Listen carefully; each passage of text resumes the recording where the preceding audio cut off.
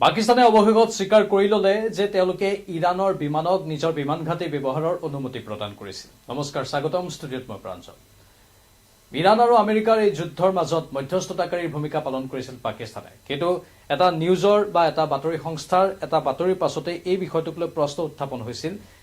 CBS নিউজে দাবী কৰিছিল যে পাকিস্তানে ইৰাণৰ বিমানসমূহক নিজৰ বিমান ঘাটি ব্যৱহাৰৰ অনুমতি দিছিল। তাৰ পাছতে পাকিস্তানৰ মধ্যস্থতাকাৰীৰ ভূমিকাৰ ওপৰত প্ৰশ্ন উঠিছিল। আনকি আমেৰিকাৰ তৰফৰ পৰা পাকিস্তানৰ এই মধ্যস্থতাকাৰীৰ ভূমিকা পালন কৰা বিষয়টোক পুনৰ এবাৰ নিৰীক্ষণ কৰাটো প্ৰয়োজন বুলি দাবী উত্থাপন হৈছিল। আৰু এতিয়া শেহতীয়াকৈ পাকিস্তানে এই সমগ্ৰ বিতৰ্কৰ মাজত মুখ খুলিছে আৰু পাকিস্তানে স্বীকাৰ কৰি লৈছে যে তেওঁলোকে নিজৰ বিমান ঘাটি, বিশেষকৈ নুৰ খান এয়াৰবেছ, ইৰাণৰ বিমানক ৰাখিবলৈ বা ইৰাণৰ বিমান তাত থবলৈ অনুমতি এই এয়াৰবেছটোত প্ৰদান কৰিছিল। যিহেতু আমি জানো মধ্যপ্ৰাচ্যৰ বৰ্তমানো পৰিস্থিতি চেপা উত্তেজনাৰ মাজত আছে। সমান্তৰালভাৱে আন কেতবোৰ বিষয় উত্থাপন হৈ আছে। ডোনাল্ড ট্ৰাম্পে পুনৰ ইৰাণক আক্ৰমণ কৰাৰ ভাবুকি দিছে আৰু এনেধৰণৰ ভাবুকি ভৰা যি পৰিৱেশৰ সৃষ্টি হৈছে তাৰ পৰিপ্ৰেক্ষিতত ভাৰতৰ দৰে দেশত এতিয়া বহুখিনি প্ৰতিবন্ধকতা অনাৰ কথা কোৱা হৈছে। আমাৰ তেলৰ যিবোৰ আমদানি সেইবোৰ লাহে লাহে কমি আহিছে। তেলৰ দাম বৃদ্ধি পোৱাৰ আশংকা প্ৰকাশ কৰা হৈছে। সোণ ক্ৰয়ৰ ক্ষেত্ৰত যিখিনি বাধ্যবাধকতা দেশৰ প্ৰধানমন্ত্ৰীয়ে ভাৰতত দিছে সেইবোৰে বিশেষ চিন্তাৰ সৃষ্টি কৰিছে জনসাধাৰণৰ মাজত। এই সকলো বিষয়ৰ মূল ঘটনাক্ৰম হৈছে এই মধ্যপ্ৰাচ্যৰ অশান্তিময় পৰিস্থিতি। যদি মধ্যপ্ৰাচ্যত শান্তি থাকিলেহেঁতেন, যদি হৰমুজ প্ৰণালীয়েদি জাহাজসমূহ সুকলমে আহি থাকিব পাৰিলেহেঁতেন, তেতিয়া এনেধৰণৰ পৰিস্থিতি ভাৰততো নহলহেঁতেন বা বিশ্বৰ আন দেশতো নহলহেঁতেন। কিন্তু বিশ্বৰ বিভিন্ন প্ৰান্তত, ইউৰোপতো বহু ইণ্ডাষ্ট্ৰী, বহু উদ্যোগ বন্ধ কৰি দিবলগীয়া হৈছে এই ঘটনা পৰিঘটনাবোৰৰ বাবে। সেই আমেৰিকা আৰু ইৰাণৰ মাজত শান্তি সৃষ্টি কৰাৰ বাবে পাকিস্তানে দায়িত্ব লৈছিল। তেওঁলোকে কৈছিল যে আমি মধ্যস্থতাকাৰী ভূমিকা পালন কৰিম আৰু দুখন বৈঠক ইতিমধ্যে পাকিস্তানৰ ইছলামাবাদত সমাপনো হৈ গৈছে, যি দুখন বৈঠক ব্যৰ্থ হৈছে আমেৰিকা আৰু ইৰাণৰ মাজত। সেই মধ্যস্থতাকাৰী ভূমিকা পালন কৰি পাকিস্তানে বিশ্বত এটা নতুন ৰূপত নিজকে প্ৰতিষ্ঠা কৰাৰ চেষ্টা কৰিছিল। কিন্তু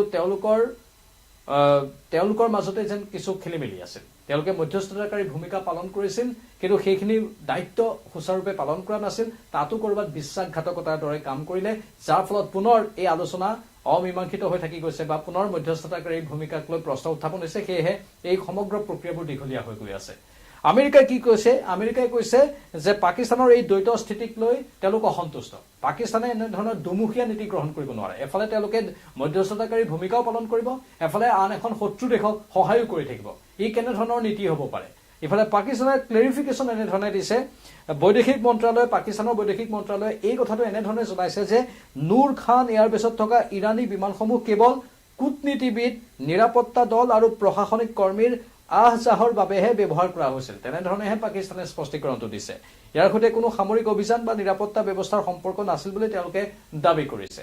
কিন্তু মন কৰিব, যুদ্ধবিৰতিৰ পাছতেই ইৰাণৰ সেই বিমানসমূহ আমেৰিকাৰ প্ৰত্যক্ষ আক্ৰমণৰ পৰা ৰক্ষা কৰাৰ বাবে পাকিস্তানে চেষ্টা কৰিলে।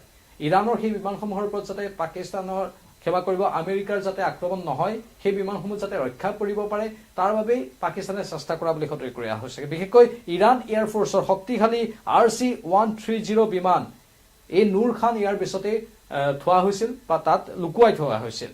পাকিস্তানৰ নুৰ খান এয়াৰবেছ এনেধৰণে ব্যৱহাৰ কৰা হৈছিল। গোপন ব্যৱহাৰৰ এই বিষয়টোক লৈ এতিয়া তোলপাৰ লাগিছে আৰু পাকিস্তানৰ চৰিত্ৰ আকৌ বিশ্বৰ সন্মুখত অন্য ধৰণে ফুটি উঠিছে। এতিয়া শেহতীয়াকৈ আমেৰিকাই কি কৈছে? আমেৰিকানৰ ৰিপাব্লিকান চিনেটৰ লিণ্ডছে গ্ৰাহামে পাকিস্তানৰ মধ্যস্থতাকাৰীৰ ভূমিকা পুনৰীক্ষণ কৰিবলৈ দাবী জনাই আছে। লগতে ট্ৰাম্প প্ৰশাসনৰ মাজতো এই উদ্বেগ বাঢ়িছে যে পাকিস্তানে আমেৰিকা আৰু ইৰাণৰ মাজত কথা বতৰাৰ প্ৰকৃত স্থিতি সঠিকভাৱে সদৰি কৰা নাই। মুঠতে পাকিস্তানে কৰবাত দুমুখীয়া স্থিতি গ্ৰহণ কৰিছে আৰু এই পাকিস্তানৰ স্থিতিৰ ফলতেই এই সমগ্ৰ উত্তেজনা অধিক বৃদ্ধি পোৱাৰ আশংকা এতিয়া ঘনীভূত হৈ পৰিছে। আৰু কিমান দিনলৈকে এই অশান্তি বা এনেধৰণৰ উত্তেজনা থাকে তাৰ প্ৰত্যক্ষ প্ৰভাৱ যিহেতু জনসাধাৰণৰ ওপৰত ইতিমধ্যেই পৰিছে। দাম বাঢ়িব বিভিন্ন সামগ্ৰী, খাৰুৱা তেলৰ দাম বঢ়াৰ লগে লগে আন সামগ্ৰীৰ দাম বৃদ্ধি পাব আৰু সেই বিষয়টোৰ ক্ষেত্ৰত এতিয়া এক অনিশ্চয়তাৰ সৃষ্টি হৈছে। সেয়েহে স্বাভাৱিকতে এই বিষয়বোৰক লৈ সৰ্বসাধাৰণে মাত পাতিবলৈ আৰম্ভ কৰিছে। CBS নিউজে দাবী কৰিছিল যে পাকিস্তানে গোপনে ইৰাণৰ বিমানসমূহক নিজৰ বিমান ঘাটি ব্যৱহাৰ কৰিবলৈ দিছিল, যাতে সেইসমূহ আমেৰিকাৰ আক্ৰমণৰ পৰা সুৰক্ষিত থাকে। আৰু যুদ্ধবিৰতিৰ পিছত ইৰাণে তেওঁলোকৰ কেইবাখনো বিমান পাকিস্তানৰ নুৰ খান এয়াৰবেছত ৰাখিছিল। এই বিমানসমূহৰ ভিতৰত ইৰাণ এয়াৰফৰ্চৰ অন্যতম শক্তিশালী, ইতিমধ্যে আমি কৈছো RC-130 বিমানো আছিল। পাকিস্তানে চাফাই গাইছে, কিন্তু পাকিস্তানৰ এই চাফাই কিমান দূৰ যুক্তিসংগত এই মুহূৰ্তত তাক লৈ প্ৰশ্ন উঠিছে। কাৰণ পাকিস্তানে বিভিন্ন সময়ত মিথ্যাচাৰৰ আশ্ৰয় লৈ আহিছে, সেই কথা সমগ্ৰ বিশ্বই জানে। মানে আমেৰিকা আৰু ইৰাণৰ এই স্পৰ্শকাতৰ সময়খিনিতো মধ্যস্থতাকাৰীৰ দৰে এটা গুৰু দায়িত্ব পালন কৰিও তেওঁলোকে মিথ্যাচাৰৰ আশ্ৰয় লৈ আছিল। মন কৰক, ইমান এক স্পৰ্শকাতৰ মুহূৰ্ত য'ত এখন দেশে মধ্যস্থতাকাৰী ভূমিকা পালন কৰিছিল গোটেই বিশ্বৰ শান্তিৰ বাবে, সেই সময়তে তেওঁলোকে আকৌ মিথ্যাচাৰৰ আশ্ৰয় ল'লে। ইয়াত গোটেই বিশ্বৰ শান্তিৰ কথা জড়িত হৈ আছে, বিভিন্ন উদ্যোগৰ কথা জড়িত হৈ আছে, কল কাৰখানাৰ কথা জড়িত হৈ আছে, তেলৰ কথা জড়িত হৈ আছে, সোণৰ কথা জড়িত হৈ আছে, বিশ্ব বাণিজ্য জড়িত হৈ আছে, শ্বেয়াৰ মাৰ্কেট জড়িত হৈ আছে। সেই স্পৰ্শকাতৰ বিষয়টোতো পাকিস্তানে মিথ্যাচাৰৰ আশ্ৰয় ল'লে। পাকিস্তানে দুমুখীয়া নীতি গ্ৰহণ কৰিলে, দুমুখীয়া চৰিত্ৰ প্ৰকট কৰি তুলিলে।